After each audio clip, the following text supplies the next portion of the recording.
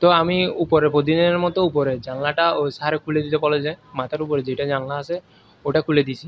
ওটা খুলে দিচ্ছে, ওখানে ভিতরে যে সাপ ছিল ওটা আমি জানি না, তো সাপে কামড় দিছে। সোমবার সকালে চট্টগ্রামের পটিয়ায় খলিল মীর কলেজ কেন্দ্রে আইসিটি পরীক্ষা দিচ্ছিলেন এইচএসসি পরীক্ষার্থী মোহাম্মদ সাগর।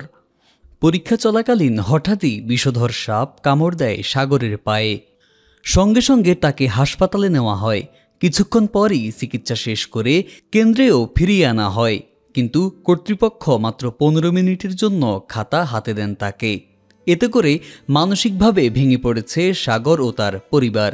সাপে কামড় দিচ্ছে, আমি সাথে সাথে স্যারকে বলছি, স্যারও বলতেছে যে, আমি বলতেছি আগে পরীক্ষা দিয়ে ফেলি তারপর চিকিৎসা করবো। স্যার বলতেছে না, পরীক্ষা আগে চিকিৎসা করে আসেন, তারপর যতটুকু সময় আপনার ব্যয় হবে ততটুকু সময় আমি আপনারে দিব।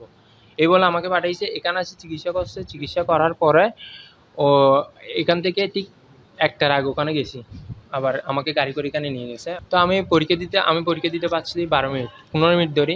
আমি এমসিকিউ আনসার করছি, সিকিউ আনসার করতে পারি। তো আমি স্যারকে বলতেছি আমি তো এরকম হলে ফেল যাব, আমাকে কিছু সময় দেওয়া। ওদের এরকম কোনো সময় নেই।